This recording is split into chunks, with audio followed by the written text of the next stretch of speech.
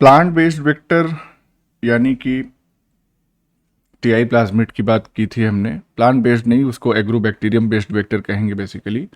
Plant में उसका इस्तेमाल हो रहा था। वहीं पे हमने वायरल वेक्टर्स भी देखे थे प्लांट्स के लिए।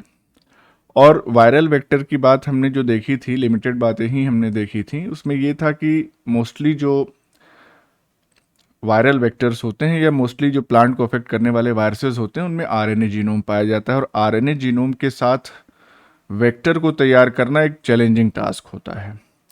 तो इसीलिए इन जनरल प्लांट्स में ऐसे वेक्टर्स का इस्तेमाल किया जाता है या ऐसे वायरस को वेक्टर के तौर पे यूज़ किया जाता है जिनमें डीएनए पाया जाता है। वो चाहे डबल स्ट्रैंडेड डीएनए हो जैसा कि कॉलिमो वायरसेस में है, या सिंगल स्ट्रैंडेड डीएनए जो जेमिनी वायरसेस में पाया जाता है। तो ये दो ग्रुप ऑफ वायरसेस हैं, इनको वेक्टर के तौर पे इस्तेमाल किया जाता है। कभी कभी क्वेश्चन जो है स्टेटमेंट टाइप में ये पूछ सकता है कि वायरल वेक्टर्स क्या एफिशिएंट हैं प्लांट के लिए, या उनके साथ क्या क्या चैलेंजेस फेस करने पड़ते हैं। तो उन चीज़ों को थोड़ा सा हम लोग और देख लेते हैं, फिर उसके बाद अगले टॉपिक पे हम लोग मूव करेंगे। अब देखिए, प्लांट बेस्ड जो वायरस बेस्ड जो प्लांट वेक्टर्स हैं, वो जीन ट्रांसफ़र के लिए भी इस्तेमाल किए जा सकते हैं और एज एक्सप्रेशन वेक्टर भी इस्तेमाल किए जा सकते हैं कि जीन एक बार पहुंच गई तो वहाँ पे टारगेट जीन एक्सप्रेस करना शुरू कर दे। लेकिन कंडीशन क्या है यहाँ पे कि जो प्लांट वायरस का जीनोम होता है वो कभी भी प्लांट के जीनोम के साथ इंटीग्रेट नहीं करता है। और इसका मतलब ये हो गया कि अगर प्लांट सेल है मौजूद, suppose this is the plant cell, तो इसके अंदर अगर वायरस का जीनोम पहुंचा है तो ये जीनोम प्लांट सेल के न्यूक्लियस से बाहर ही बाहर, ये क्या है, this is the viral genome, तो ये प्लांट सेल के डीएनए में इंटीग्रेट ना करके बाहर ही बाहर ये रेप्लिकेट करेगा। और इस तरीके के रेप्लिकेशन को हम क्या कहते हैं, एपिसोमल रेप्लिकेशन। तो इसका मतलब कि प्लांट वायरस का जो जीनोम है वो एपिसोमली रेप्लिकेट करेगा। तो एक चीज़ ये हो गई। अब जब ये एपिसोमल रेप्लिकेशन शो करता है तो इसका मतलब ये है कि जीन में जब ये इंटीग्रेट, प्लांट के जीनोम में जब इंटीग्रेट नहीं हुआ तो इसका जो ट्रांसमिशन है अगली जनरेशन में यानी सीड्स में वो पॉसिबल नहीं है। तो एक चीज़ ये होगी। और इसकी वजह से हम ये नहीं कह सकते कि जब अगली जनरेशन में ट्रांसफ़र नहीं हो रही है जीन तो स्टेबल ट्रांसफॉर्मेशन नहीं हुआ। जिस जनरेशन पे हमने काम किया वही जनरेशन ट्रांसफॉर्म हुई, अगली जनरेशन में हमारी जीन नहीं पहुंच रही है। तो ये एक समस्या है इसके साथ। लेकिन फ़ायदे क्या हैं वो हम देख लेते हैं। देखिए, सबसे प्लस पॉइंट ये है कि इंटैक्ट प्लांट सेल अगर मौजूद है, यानी कि सेल वॉल भी उसके पास है और बाकी सारे स्ट्रक्चर्स तो अंदर होंगे ही, तो उस केस में भी जो वायरसेस हैं वो अपने न्यूक्लिक एसिड को प्लांट सेल के अंदर डाल सकते हैं। इसका मतलब कि अगर उस न्यूक्लिक एसिड के साथ हमारी जीन ऑफ इंटरेस्ट है तो हमको प्लांट सेल के साथ कोई चेंज करने की ज़रूरत नहीं है, या उसको जैसे बाकी मैकेनिज्म में हम पॉलीएथिलीन ग्लाइकॉल से ट्रीट करते थे या इलेक्ट्रोपोरेशन से, वो टेक्निक भी अभी आएंगी। यानी कि हमको होस्ट सेल को प्रिपेयर नहीं करना है, सिंपली हम वायरस कंटेनिंग अवर टारगेट जीन उसको एक्सपोज कर देंगे प्लांट सेल से तो हो जाएगा काम। दूसरा बेनिफिट क्या है कि जब सेल में इन्फेक्शन हो जाता है तो बहुत ज़्यादा संख्या में वायरसेस जो है वो फिर रेप्लिकेट करके अपना कॉपी नंबर बढ़ा लेते हैं। और इससे क्या होता है कि जब वो वायरसेस रेप्लिकेट करेंगे तो जाहिर सी बात है जो हमारी टारगेट जीन है वो भी बढ़ेगी, और इस वजह से हमको जो एक्सप्रेशन लेवल होता है वो बहुत हाई मिलता है, किसका, टारगेट जीन का। तो ये एक बेनिफिट है। तीसरा फ़ायदा क्या है कि वायरल इन्फेक्शंस जो होते हैं प्लांट्स में वो मोस्टली सिस्टेमिक होते हैं। हम लोगों के केस में क्या है कि वायरल इन्फेक्शन जो है वो काफ़ी लोकलाइज्ड होता है। जैसे इन्फ्लुएंजा का वायरस आजकल इन्फेक्ट कर रहा है तो उसमें क्या अपर रेस्पिरेटरी ट्रैक्ट तक ही लिमिटेड रहेगा। अब सार्स जो आया था वो, चाहे कोरोना आया था ये, तो भाई सार्स कोव 2 ही तो था कोरोना वायरस। तो इसमें क्या था कि ये भी मोस्टली अपर रेस्पिरेटरी ट्रैक को इन्फेक्ट कर रहा था लेकिन लंग्स में भी इन्वेड कर रहा था। लेकिन यहाँ क्या है, यहाँ अगर वायरल इन्फेक्शन होता है तो पूरे के पूरे सिस्टम में, रूट सिस्टम शूट सिस्टम दोनों जगह पहुँच जाता है। इससे क्या फ़ायदा होता है कि हमारी ट्रांस जीन जो है वो भी लगभग सभी सेल्स में पहुंच जाती है और हर सेल जो है उसको एक्सप्रेस करने लगता है। तो ये भी एक बेनिफिट ही है। साथ ही साथ प्लांट्स में जो वायरल इन्फेक्शंस होते हैं वो काफ़ी रैपिड होते हैं। Viral infection in general rapid ही होते हैं, एनिमल में हो चाहे प्लांट्स में हो चाहे बैक्टीरिया में हो। रैपिड इन्फेक्शन होने की वजह से हमारी जो रिकॉम्बिनेंट प्रोटीन है उसका प्रोडक्शन जो है कुछ ही समय में हमको मिलने लगता है, एक्सप्रेशन उसका मिलने लगता है। तो ये बेनिफिट हो गया। और पांचवा बेनिफिट जो एक डिफ़िकल्टी थी उसको एज बेनिफिट अगर हम इसको समझें कि जब ये एपिसोमल तरीके से रेप्लिकेट कर रहा है, यानी कि प्लांट जीनोम के बाहर ही रेप्लिकेट कर रहा है, तो उस कंडीशन में एक बेनिफिट ये हमको मिलता है, एक सेकेंड, डिस्पोजिशन, उसमें एक बेनिफिट हमको ये मिलता है कि जो ट्रांस जीन हमने इंट्रोड्यूस की है with the help of a virus, वो ट्रांसजीन पोजीशन इफेक्ट के इन्फ्लुएंस में नहीं आती है। पोजीशन इफेक्ट का मतलब क्या हो गया कि अब वो किस पोजीशन पे जाके वो ट्रांसजीन इंटीग्रेट करती, अगर करती तो न्यूक्लियर जीनोम में, हो सकता है वो किसी ऐसे लोकेशन पे इंटीग्रेट कर जाती जिसके अगल बगल उसको सप्रेस करने वाले एलिमेंट्स डीएनए के मौजूद होते, तो वो ट्रांसजीन फिर एक्सप्रेस नहीं कर पाती। तो वो समस्या ही नहीं है, क्योंकि एपिसोमली रेप्लिकेट कर रहा है, जीनोम के बाहर रेप्लिकेट कर रहा है। तो इसका मतलब ये एक फ़ायदा ही इसको हम समझें कि पोजीशन इफेक्ट का ट्रांसजीन पे कोई असर नहीं होगा, और पोजीशन इफेक्ट की वजह से कई बार ये संभावना हो सकती है कि उसका एक्सप्रेशन ट्रांसजीन का वो इन्फ्लुएंस हो जाए और जनरली नेगेटिवली इन्फ्लुएंस हो जाए। तो ये भी एक फ़ायदा ही है। तो these are some benefits of using virus as plant vectors. लेकिन फिर भी एग्रोबैक्टीरियम जो है, और स्पेशली डाइकॉट स्पीशीज़ में जब हम करते हैं तो उसके लिए सबसे बढ़िया वेक्टर है।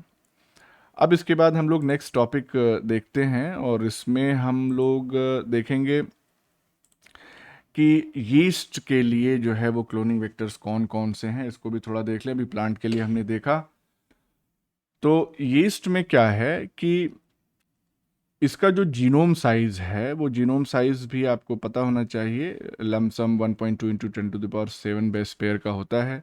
16 क्रोमोसोम्स यीस्ट में मौजूद होते हैं। एटलीस्ट जो मॉडल ऑर्गेनिज्म है उनमें जीनोम का साइज और नंबर ऑफ क्रोमोसोम्स ये पता होना चाहिए। और यीस्ट में कुछ स्ट्रेन्स में एक प्लाज्मिड मौजूद होता है जिसको क्या कहते हैं, 2 माइक्रोन सर्किल। ये उसका जेनेरिक नेम है, 2 माइक्रोन सर्किल। बाकी हम और तरह के प्लाज्मिड अभी यीस्ट में देखेंगे, उसमें मोस्टली जो है इसी 2 माइक्रोन सर्किल से ही डिराइव होते हैं। अब ये जो प्लाज्मिड है जिसको हम 2 माइक्रोन सर्किल कह रहे हैं, इसका साइज होता है 6318 बेस पेयर का, और इसकी 70 से लेके 200 कॉपीज पर सेल मौजूद हो सकती है। तो अब इसके बेसिस पे यीस्ट वेक्टर्स को 4 ग्रुप्स में डिवाइड किया गया है। यीस्ट एपिसोमल प्लाज्मिड, शॉर्ट में ऐसे YEP लिख देते हैं, yeast integrative plasmid, yeast replicating plasmid, और यीस्ट सेंट्रोमेरिक प्लाज्मिड। ये 4 ग्रुप्स ऑफ प्लाज्मिड्स जो है वो यीस्ट में है, जिनको बेसिकली डिराइव कहाँ से किया गया है, इन जनरल 2 माइक्रोन सर्किल से ही डिराइव किया गया है, क्योंकि ये अब किसकी तरह एक्ट कर रहे हैं, ये सारे प्लाज्मिड ये वेक्टर की तरह एक्ट कर रहे हैं। अब एक एक के बारे में थोड़ा सा हम जान लेते हैं। अच्छा, उससे पहले एक पॉइंट और समझ लीजिए कि ये जो भी 4 ग्रुप ऑफ वेक्टर्स तैयार किए गए हैं 2 माइक्रोन प्लाज्मिड से, उनमें खासियत ये है कि ये सारे के सारे जो प्लाज्मिड्स हैं they can be maintained in E coli as well as yeast या सैक्रोमाइसिस सेरेवाइसी। दोनों जगह ही ये मेंटेन किए जा सकते हैं, और इसी वजह से इनको हम क्या कहते हैं, शटल वेक्टर्स, है ना। शटल सर्विस जो है, जैसे ट्रेन की और बस की ये फेरी जो लगाती हैं कि गोंडा से लखनऊ चली गई, लखनऊ से गोंडा आ गई, ये शटलिंग हो रही है ना 2 जगह से। तो यहाँ पे भी 2 जगहें कौन कौन सी हैं, एक जगह है ई कोलाई, दूसरी जगह है यीस्ट। इन दोनों के बीच में ये प्लाज्मिड्स जो है वो मूव कर सकते हैं, माइग्रेट कर सकते हैं, therefore they are called as shuttle vectors. तो शटल वेक्टर्स की क्या खासियत है कि they are capable of propagating between 2 different organisms, अलग अलग। कहाँ एक बैक्टीरिया यानी प्रोकैरियोटिक सिस्टम है और दूसरा यूकैरियोटिक सिस्टम है।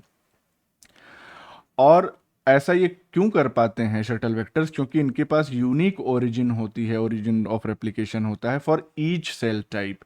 यानी इनके पास बैक्टीरियल ओरिजिन ऑफ रेप्लिकेशन भी होगा और यीस्ट ओरी भी होगा। और साथ ही साथ अलग अलग सेल टाइप में सेलेक्ट करने के लिए, जो ट्रांसफॉर्मेंट सेल हैं उनको सेलेक्ट करने के लिए इनमें मार्कर्स भी अलग अलग होते हैं। यानी यीस्ट मार्कर्स भी प्रेजेंट होंगे और बैक्टीरियल मार्कर्स भी प्रेजेंट होंगे। मार्कर्स का इस्तेमाल किस लिए करते हैं? For selection of transformed cells. जैसे ब्लू वाइट सिलेक्शन वाला देखा था हमने, एंटीबायोटिक रेजिस्टेंस वाला भी देखा है, क्लास में ही देखा था हम लोगों ने। तो सिलेक्टेबल मार्कर्स जो है वो अलग अलग होते हैं। अब ये चारों का कंपैरेटिव एक बार हम देख लेते हैं। तो यीस्ट एपिसोमल प्लाज्मिड YEP, ये किस पे बेस्ड है? It is based on endogenous 2 micron plasmid, इसी पे बेस्ड है ये। इसमें जो ओरिजिन ऑफ रेप्लिकेशन होता है वो 2 माइक्रोन प्लाज्मिड का ही होता है। और चूंकि इसके पास ओरी है तो इस ये ऑटोनोमस रेप्लिकेशन परफॉर्म कर सकता है खुद से, यानी independent of the yeast genome. इसकी संख्या 20 से 200 कॉपीज पर सेल मौजूद होती है। ये सारे डिराइव्ड हैं, समझ लीजिए, ये बनाए गए हैं वेक्टर्स ताकि यीस्ट और जैसे कि शटल वेक्टर की तरह भी काम करें, यीस्ट और इकोलाई दोनों में प्रोपेगेट करें। सारे ही नहीं करते हैं। अब देखिए यीस्ट इंटीग्रेटिव प्लाज्मिड, इसमें क्या है हिसाब किताब कि यहाँ पे ये बेसिकली क्या है? एक बैक्टीरियल प्लाज्मिड है जिसमें यीस्ट जीन को इनकॉर्पोरेट कर दिया गया है। तो इंटीग्रेटिव प्लाज्मिड इसीलिए, जैसे को इंटीग्रेशन हम उसमें भी पढ़ रहे थे, कल हमने देखा था एग्रोबैक्टीरियम में जो अप्रोच थी वेक्टर बनाने की, तो यहाँ पे भी इंटीग्रेट कर दिया गया दो अलग अलग सोर्सेज की जीन। अच्छा, इसमें 2 माइक्रोन प्लाज्मिड का कोई हिस्सा नहीं है, तो ये चीज़ थोड़ा सा ध्यान रखनी पड़ेगी कि एपिसोमल प्लाज्मिड जो है वो 2 माइक्रोन प्लाज्मिड से ही डिराइव्ड है, जबकि यहाँ पे 2 माइक्रोन प्लाज्मिड का कोई पार्ट नहीं लिया गया है क्योंकि ये बैक्टीरियल प्लाज्मिड से डिराइव्ड है। इसमें यीस्ट का ओरी नहीं है। जब यीस्ट का ओरिजिन ऑफ रेप्लिकेशन इसमें नहीं है तो इसका मतलब ये हो गया कि ये इंडिपेंडेंट या ऑटोनोमस रेप्लिकेशन नहीं शो करेगा। और इस कंडीशन में इसका इंटीग्रेशन यीस्ट जीनोम में मस्ट है। जब तक ये यीस्ट जीनोम में इंटीग्रेट नहीं करेगा तब तक इसकी कॉपीज तैयार नहीं होंगी। तो एक चीज़ ये है। तो यीस्ट ओरी नहीं है तो इसका इंटीग्रेशन यीस्ट जीनोम में होना है, जिसकी वजह से इसको मेंटेन किया जा सके सेल डिवीजन के समय। नॉर्मल इसका कॉपी नंबर कितना होता है? 1 कॉपी पर सेल, और बहुत स्टेबल होता है ये, क्योंकि ये इन जनरल इंटीग्रेट कर जाता है। तो स्टेबिलिटी अपने आप आ जाएगी जीनोम में जब इंटीग्रेट कर गया तो। अब बैक्टीरियल प्लाज्मिड में भी किससे? तो PBr322 से डिराइव्ड है। और ये PBr322 का सेगमेंट जो होता है इस यीस्ट इंटीग्रेटिव प्लाज्मिड में, उसमें एम्पिसिलिन रेजिस्टेंस जीन होती है और बैक्टीरियल ओरिजिन ऑफ रेप्लिकेशन मौजूद होता है। इसका मतलब it can well act as shuttle vector. Although yeast का ओरी नहीं है, फिर भी क्योंकि यीस्ट के जीनोम में ये इंटीग्रेट कर जाता है, तो इस तरीके से भी क्वेश्चंस डिराइव हो सकते हैं कि यीस्ट का ओरी ना होने के बाद भी, बैक्टीरियल ओरी होने के बाद भी, क्या ये शटल वेक्टर की तरह एक्ट कर सकता है? तो हाँ, कर सकता है, क्यों नहीं कर सकता, यीस्ट के जीनोम में इंटीग्रेट करके। तो it integrates into host genome by homologous recombination, ये मैकेनिज्म यूज़ करता है इंटीग्रेट होने के लिए। तो ये था यीस्ट इंटीग्रेटिव प्लाज्मिड। फिर ये है यीस्ट रेप्लिकेशन प्लाज्मिड YRP, और ये किसका कॉम्बिनेशन होता है? यीस्ट इंटीग्रेटिव प्लाज्मिड को ही इम्प्रूव कर दिया गया। उसमें क्या इंट्रोड्यूस कर दिया गया? Autonomous replicating sequence. ये बेसिकली है क्या? What is autonomous replicating sequence? It is yeast eukaryotic ovary है। हाँ, यीस्ट का ओरी है बेसिकली। तो ये जब इंट्रोड्यूस कर दिया गया तो वो जो समस्या थी वो भी ख़त्म हो गई। इसका मतलब अब ये ट्रू शटल वेक्टर की तरह काम करेगा। कॉपी नंबर इसका 3 से 30 है कॉपीज पर सेल। और इसके बाद हमारे पास चौथा है ईस्ट, क्या था ये? Centromeric plasmid. तो ये सेंट्रोमेरिक प्लाज्मिड है, इसमें ARS तो होता ही है, साथ ही साथ यीस्ट का सेंट्रोमियर भी मौजूद होता है। इसका मतलब कि इसकी स्टेबिलिटी और बढ़ गई, सेंट्रोमेरिक पार्ट जो है उसमें इंक्लूड कर दिया गया। सिंगल कॉपी पर सेल मौजूद होती है और स्टेबल है ही है सेंट्रोमियर इंक्लूड करने की वजह से। तो stably maintain during cell division. तो ये 4 तरह के 4 ग्रुप ऑफ प्लाज्मिड्स जो है वो जिससे वेक्टर डिराइव किए जाते हैं यीस्ट के, ये हमने देख लिया। अब इसके बाद यीस्ट आर्टिफिशियल क्रोमोसोम की भी यहीं पे बात कर लेते हैं, और यैक को तैयार करने के पीछे क्या मकसद था। देखिए, मेजॉरिटी ऑफ जो वेक्टर्स होते हैं उनके साथ सबसे बड़ी लिमिटेशन या प्रॉब्लम क्या होती है कि जो हमारा टारगेट डीएनए है उसकी साइज लिमिट बड़ी कम रहती है नॉर्मल जो प्लाज्मिड बेस्ड वेक्टर्स हैं उनके साथ। तो अगर हमको बड़े जीनोम का या जीनोम के फ्रेगमेंट का ट्रांसफ़र करना है तो उस दौरान ये चैलेंज हमको फेस करना पड़ता है। तो अब क्या किया गया, यैक बनाया गया, ये आर्टिफिशियल क्रोमोसोम। इसकी वजह से ये जो प्रॉब्लम हो रही थी साइज लिमिट की वो थोड़ी सी ओवरकम होती है, क्योंकि यीस्ट आर्टिफिशियल क्रोमोसोम में जीनोमिक डीएनए फ्रैगमेंट कितने साइज तक के भेजे जा सकते हैं, 500 केबी। तो 500 केबी इज़ अ सफिशिएंट साइज। तो 500 कहाँ, वहाँ पे 10 केबी, 12 केबी, 14 केबी इतना था, यहाँ सीधे 500 हो गया तो सफिशिएंट है। जैसे हम लैम्डा 5 या M13 की बात करें तो वहाँ पे कितनी साइज लिमिट है, जैसे 15 से 18 केबी का चलता था, तो यहाँ 500 केबी है, तो ठीक है, लिमिट काफ़ी बढ़ गई। अब यैक कहाँ से डिराइव होता है, तो ये भी एक PBr 322 बेस्ड वेक्टर है, और इसमें कई सारी यीस्ट जीन्स जो है वो इंक्लूड कर दी गई हैं। अब देखिए यहाँ पे एक तो हमने ये भी PBr 322 डिराइव्ड ये देखा, और ये वाला भी जो था यीस्ट इंटीग्रेटिव प्लाज्मिड ये भी। लेकिन अब यहाँ पे डिफरेंस क्या है, यहाँ पे कई सारे जो कंपोनेंट्स हैं यीस्ट जीनोम के वो भी इंक्लूड कर दिए गए हैं, इसीलिए हम ये कह सकते हैं कि ये ज़्यादा बड़ा यीस्ट इंटीग्रेटिव प्लाज्मिड है, नथिंग एल्स। तो फंक्शनल कंपोनेंट्स इसमें कौन कौन से इंक्लूड कर दिए गए, सबसे पहला तो सेंट्रोमियर यीस्ट का।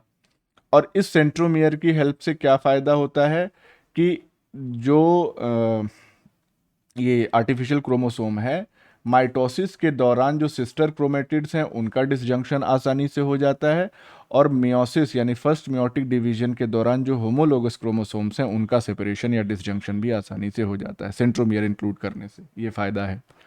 फिर टीलोमियर भी इसमें इंक्लूड कर दिया गया यीस्ट का, तो उससे क्या फ़ायदा है कि जो लीनियर मॉलिक्यूल्स हैं उनका कंप्लीट रेप्लिकेशन हो जाएगा, इन रेप्लिकेशन प्रॉब्लम जो है वो काफ़ी हद तक मिनिमाइज हो जाएगी।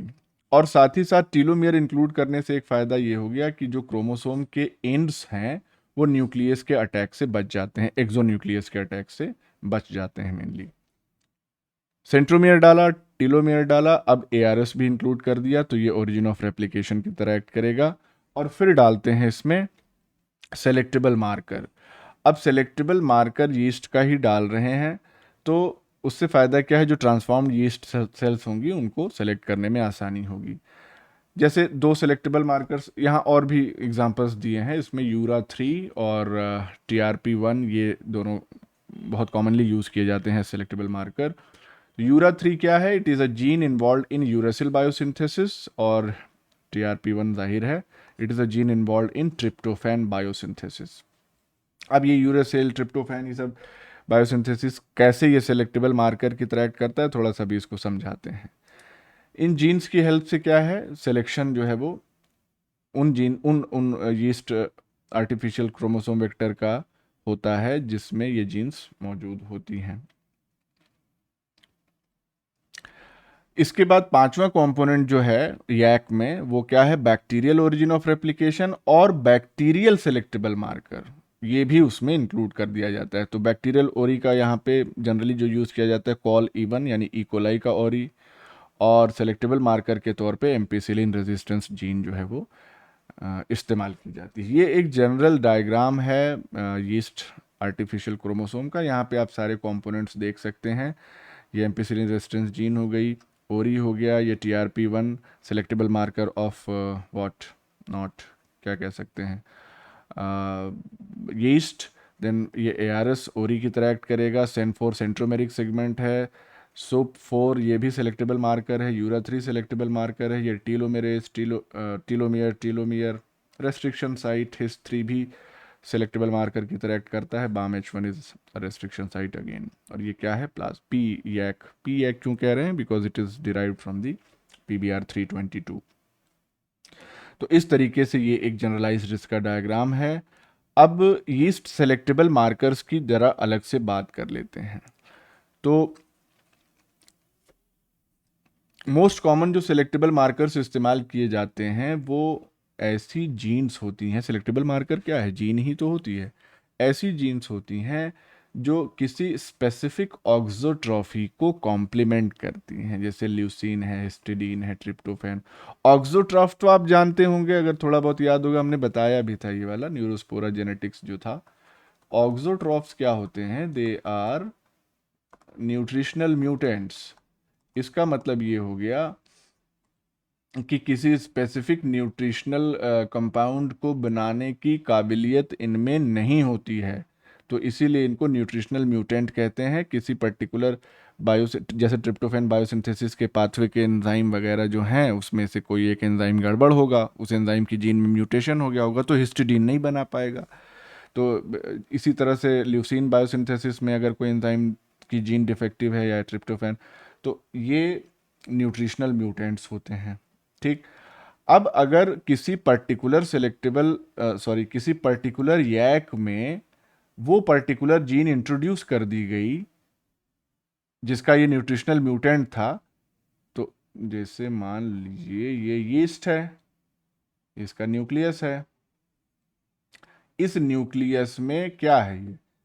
ये हिस्टिडीन माइनस है, यानी कि हिस्टिडीन बायोसिंथेसिस के लिए जो जीन चाहिए वो इसके पास नहीं है। अब इसमें डाल दिया गया क्या?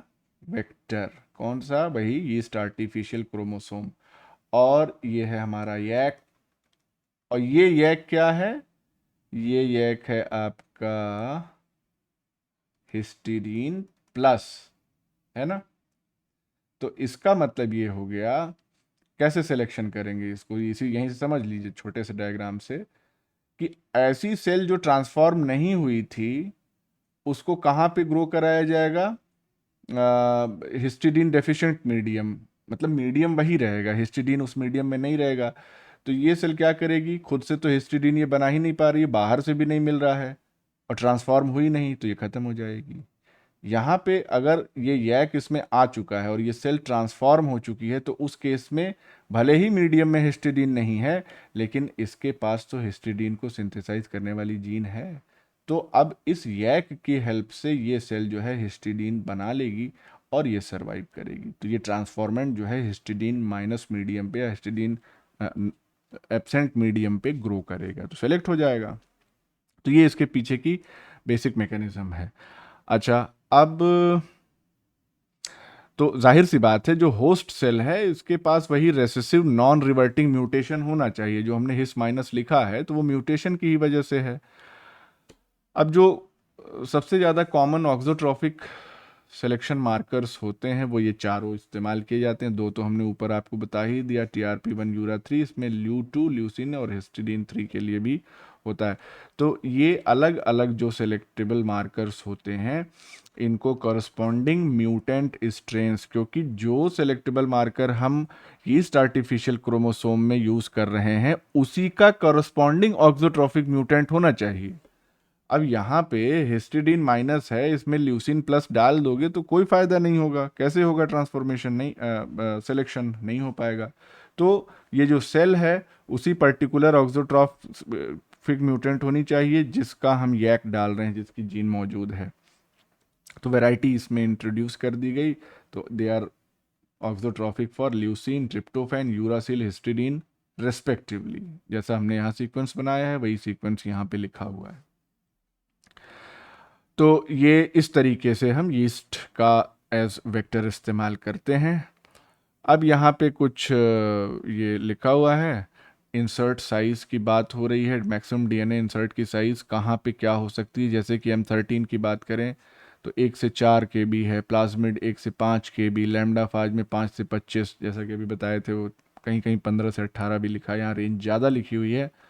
कॉस्मिड में 35 से 45 KB, P1 फाज में 70, P1 एलिमेंट से डिराइव्ड है ये। पैक 100 से 300 KB बैक। अब ये पैक क्या है पता नहीं, खोजना है इसको।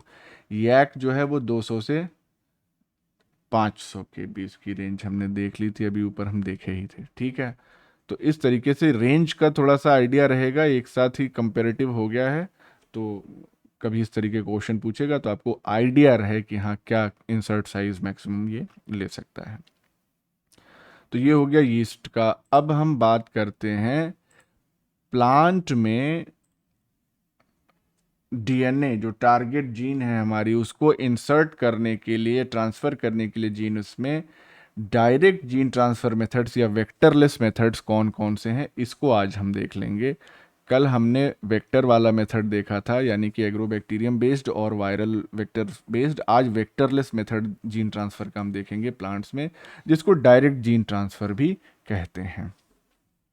तो इसमें मेनली केमिकल और फिजिकल मेथड्स इन्वॉल्व होते हैं, क्योंकि बायोलॉजिकल मेथड्स तो वेक्टर वाले के साथ ही हो पाएंगे। अब केमिकल और फिजिकल मेथड्स इस्तेमाल करने से फ़ायदा ये है कि यहाँ पे स्पीशीज़ या जीनोटाइप को देखने की झंझट नहीं है। तो इन दोनों चीज़ों से ये इंडिपेंडेंट होता है, वो कोई भी स्पीशीज़ हो प्लांट की, चाहे मोनोकॉट हो चाहे डाइकॉट हो। जैसा कि एग्रोबैक्टीरियम तो डाइकॉट में ही करता है, तो वो लिमिटेशन हो गई वहाँ पे। यहाँ कोई लिमिटेशन नहीं, मोनोकॉट में भी डाल देंगे, डाइकॉट में भी डाल देंगे। तो अब मेथड्स देख लेते हैं हम कौन कौन से हैं। केमिकल मेथड्स की अगर हम बात करें तो केमिकल मेथड में वही बहुत पहले से हम लोग पढ़ते चले आ रहे हैं। यहाँ पे क्या है, जो प्रोटोप्लास्ट है, तो ये मेथड जो है किस चीज़ पे बेस्ड है कि प्रोटोप्लास्ट की एबिलिटी जो है वो to uptake foreign DNA from surrounding solution. इसका मतलब जैसे बैक्टीरिया ट्रांसफॉर्मेशन, बैक्टीरियल ट्रांसफॉर्मेशन हम लोग पढ़ते थे कि कैसे सराउंडिंग सॉल्यूशन से बैक्टीरियल सेल जो है अपटेक कर लेती है डीएनए का, वैसे ही प्लांट सेल जब प्रोटोप्लास्ट में तब्दील कर दी जाती है। प्रोटोप्लास्ट का मतलब क्या है, सिंपल सी बात है, प्रोटोप्लास्ट होता है सेल विदाउट सेल वॉल। तो प्लांट से सेल वॉल हटा दीजिए तो वो प्रोटोप्लास्ट कहलाएगा प्लांट सेल से। तो प्लाज्मिड हमने लिया, प्लाज्मिड को आइसोलेट कर लिया अलग अलग, और फिर उन प्लाज्मिड्स को प्रोटोप्लास्ट के साथ इंक्यूबेट किया। कितनी देर के लिए, 15 से 20 मिनट के लिए। किसकी प्रेजेंस में, पॉलीएथिलीन ग्लाइकॉल। पॉलीएथिलीन ग्लाइकॉल जो है वो जनरली ट्रांजिएंट पोर्स जो है वो फॉर्म करता है, जिसकी वजह से ये प्लाज्मिड प्रोटोप्लास्ट के अंदर चला जाता है। ये हो गया केमिकल मेथड। पेग का इस्तेमाल करते हैं, बहुत इंपॉर्टेंट है ये तो, और बहुत कॉमन भी है। अब पता नहीं सी सेक्शन में पूछेगा कि नहीं, बी सेक्शन में पूछे जाने की पूरी संभावना है। सी में भी बना सकता है कहानी। फिजिकल मेथड्स हम देखते हैं हमारे पास कौन कौन से हैं। फिजिकल मेथड हमारे पास पहला है लाइपोसोम इनकैप्सिडेशन, फिर है electroporation, micro injection, particle bombardment, या इसको हम जीन गन या पार्टिकल गन मेथड भी कहते हैं, तो वो डिटेल में आएगा आगे। लाइपोसोम इनकैप्सिडेशन में क्या करते हैं, बहुत सिंपल सी टेक्निक है। और इस टेक्निक का इस्तेमाल क्यों करते हैं, ताकि जो फॉरेन डीएनए हम ट्रांसफ़र कर रहे हैं उसका प्रोटेक्शन हो सके। डीएनए को हम ऐसे नेकेड तो नहीं डाल सकते सेल के अंदर, वो डैमेज हो जाएगा। तो उसमें करते क्या है कि डीएनए को लिपिड वेसिकल्स में एनक्लोज कर दिया जाता है, और एनक्लोज करने के बाद इसको प्रोटोप्लास्ट में पेनिट्रेट किया जाता है। प्रोटोप्लास्ट हर जगह इस्तेमाल इसलिए किया जाएगा क्योंकि सेल वॉल जो होती है वो इस प्रोसेस को हिंडर करती है, यानी कि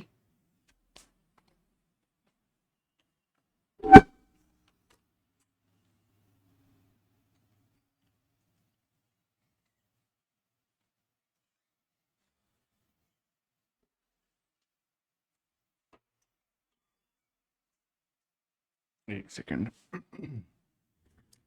डीएनए का जो ट्रांसफ़र प्रोसेस होता है, अगर सेल वॉल मौजूद रहेगी तो उस प्रोसेस को हिंडर करेगा। प्रोटोप्लास्ट के ही फॉर्म में हम रखते हैं हमेशा। और प्रोटोप्लास्ट के अंदर लाइपेज एंजाइम ये मौजूद होता है, जो क्या करता है, जब ये लिपिड एनकोटेड डीएनए पहुंचेगा तो लिपिड लाइपेज की वजह से डिसॉल्व हो जाएगा, और जो डीएनए है वो रिलीज हो जाएगा।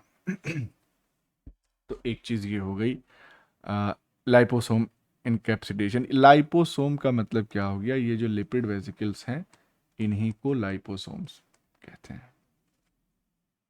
इसके बाद जो दूसरा फिजिकल मेथड है जिसको हम इलेक्ट्रोपोरेशन कह रहे हैं, इसमें क्या करते हैं, पोर्स क्रिएट करते हैं सेल मेम्ब्रेन में। किसकी हेल्प से, electric pulses of high field strength. तो करेंगे क्या, सिंपली डीएनए लेंगे, सफिशिएंट कंसंट्रेशन ऑफ डीएनए लेंगे बफर सॉल्यूशन में, और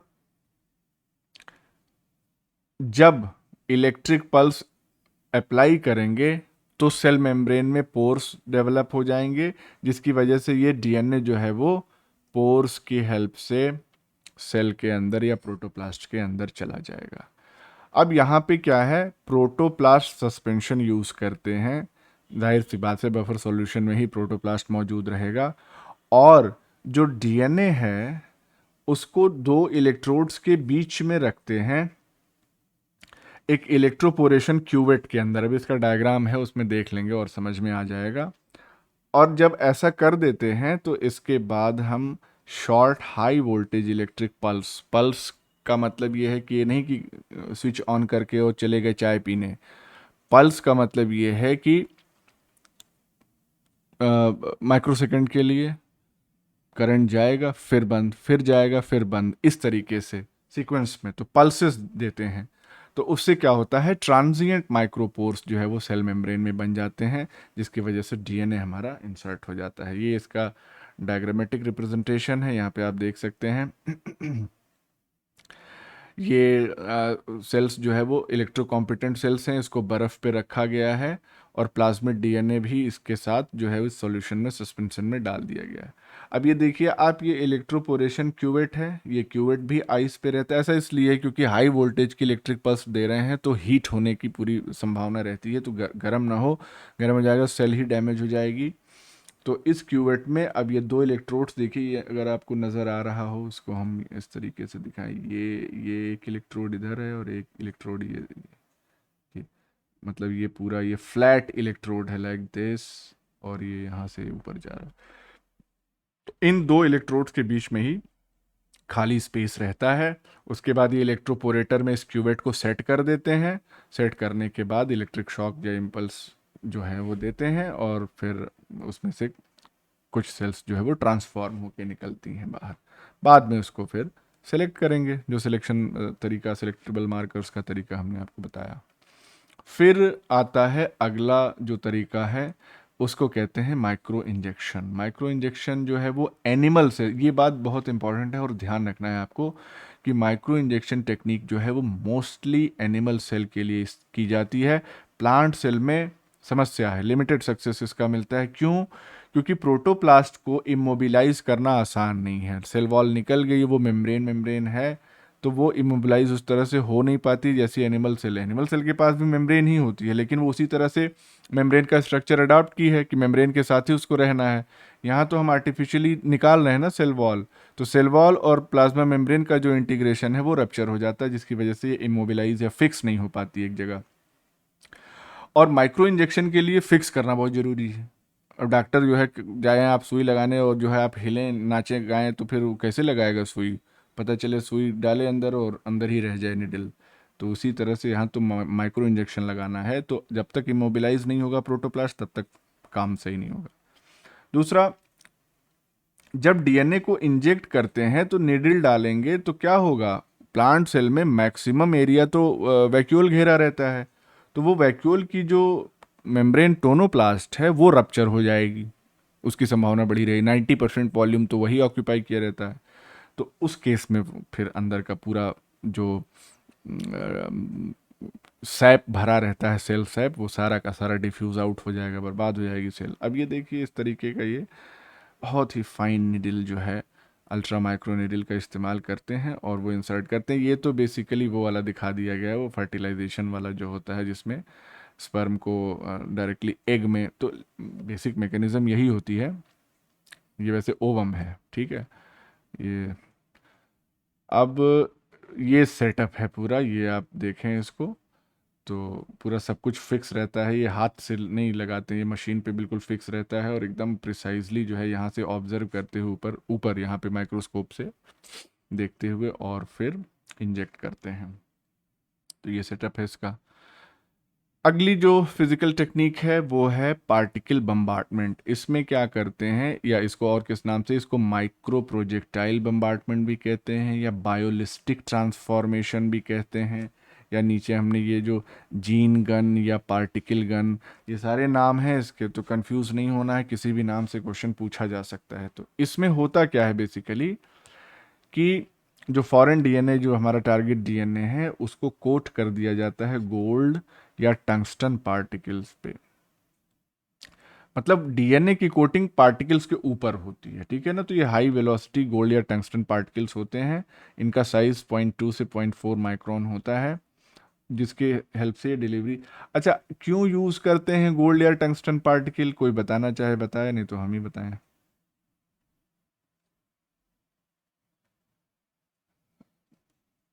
सिंपली इसलिए यूज़ करते हैं क्योंकि गोल्ड और टंगस्टन पार्टिकल्स जो इनर्ट होते हैं, तो सेल के अंदर जाने के बाद सेल की फिजियोलॉजी या मेटाबॉलिज्म पे कोई असर नहीं डालेंगे, बस, और कोई रीज़न नहीं है। अब जीन गन या पार्टिकल गन का इस्तेमाल करते हैं, जिससे ये पार्टिकल्स, जो गोल्ड और टंगस्टन के particles coated with the DNA, ये एक्सेलरेट हो जाते हैं और पेनिट्रेट कर सकते हैं, यहाँ तक कि डीप टिश्यूज़ में भी ये पेनिट्रेट कर सकते हैं। तो ये कुछ ऐसा सेटअप होता है यहाँ पे, अगर आप देखें तो ये जीन गन है, और इस तरीके से ये टाइटर प्लेट है, इसमें रख के सैंपल को, या फिर इस तरीके से ये पेट्री डिश में भी लगा के और इंसर्ट किया जा सकता है। तो कई बार ये बंदूक मारनी पड़ती है, हर बार सक्सेसफुल रिजल्ट नहीं मिलता है, लेकिन ठीक है, बैठ के दिन भर गोली मार रहे हैं, क्या दिक्कत है, 1 घंटा यही सही। अब अगला जो छोटा सा टॉपिक है यहाँ पे, क्लोरोप्लास्ट ट्रांसफॉर्मेशन का, जिसको ट्रांसप्लास्टोमिक भी कहते हैं। यानी कि जब क्लोरोप्लास्ट या प्लास्टिड अगर ट्रांसफॉर्म हो रहे हैं तो उस मैकेनिज्म या मेथड को ट्रांसप्लास्टोमिक कहते हैं। अब क्लोरोप्लास्ट ट्रांसफॉर्मेशन भी बेसिकली ऐसे ही होता है, जीन गन का इस्तेमाल किया और जीन जो है वो अंदर चली गई। अंदर जाने के बाद ये होमोलोगस रिकॉम्बिनेशन से क्लोरोप्लास्ट डीएनए में जाके हमारी टारगेट जीन इंट्रोड्यूस हो जाएगी, इनकॉर्पोरेट हो जाएगी। तो अब क्लोरोप्लास्ट के बारे में कुछ फैक्ट्स यहाँ पे हमने लिख दिए हैं, जान लीजिए। एंजियोस्पर्मिक स्पीशीज में क्लोरोप्लास्ट की संख्या कितनी हो सकती है, 300 पर सेल, एक ही सेल में 300 रेंज। जीनोम क्लोरोप्लास्ट का कैसा होता है, सर्कुलर डबल स्ट्रैंडेड डीएनए, जिसका साइज 120 से 190 किलो बेस तक हो सकता है। हम जानते हैं कि क्लोरोप्लास्ट और माइटोकॉन्ड्रिया वो मैटरनली इनहेरिटेड हैं, और इन मोर देन 80% एंजियोस्पर्मिक स्पीशीज, इसका कोई मतलब नहीं, ऐसे लिखा हुआ है।